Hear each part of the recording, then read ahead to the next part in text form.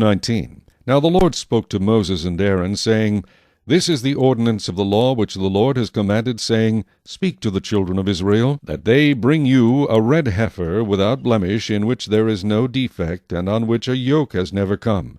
You shall give it to Eleazar the priest, that he may take it outside the camp, and it shall be slaughtered before him. And Eleazar the priest shall take some of its blood with his finger, and sprinkle some of its blood 7 times directly in front of the tabernacle of meeting. Then the heifer shall be burned in his sight, its hide, its flesh, its blood, and its offal shall be burned.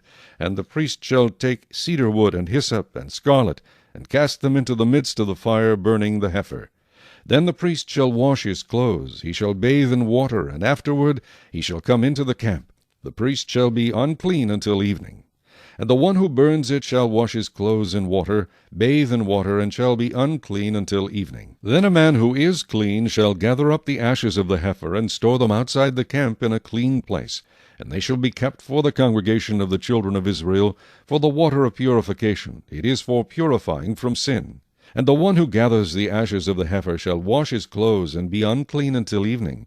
It shall be a statute forever to the children of Israel, and to the stranger who dwells among them. He who touches the dead body of anyone shall be unclean 7 days. He shall purify himself with the water on the 3rd day and on the 7th day. Then he will be clean. But if he does not purify himself on the 3rd day and on the 7th day, he will not be clean.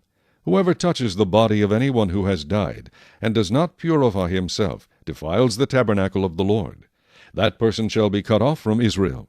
He shall be unclean, because the water of purification was not sprinkled on him. His uncleanness is still on him. This is the law when a man dies in a tent.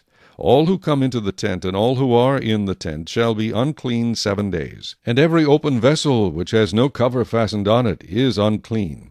Whoever in the open field touches one who is slain by a sword or who has died, or a bone of a man, or a grave, shall be unclean 7 days. And for an unclean person they shall take some of the ashes of the heifer burnt for purification from sin, and running water shall be put on them in a vessel.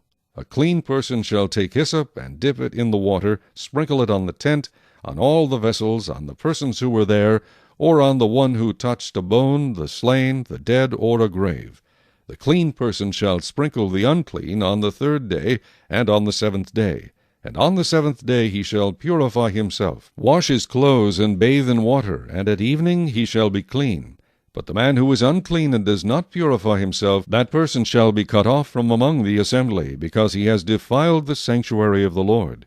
The water of purification has not been sprinkled on him. He is unclean. It shall be a perpetual statute for them. He who sprinkles the water of purification shall wash his clothes, and he who touches the water of purification shall be unclean until evening. Whatever the unclean person touches shall be unclean, and the person who touches it shall be unclean until evening.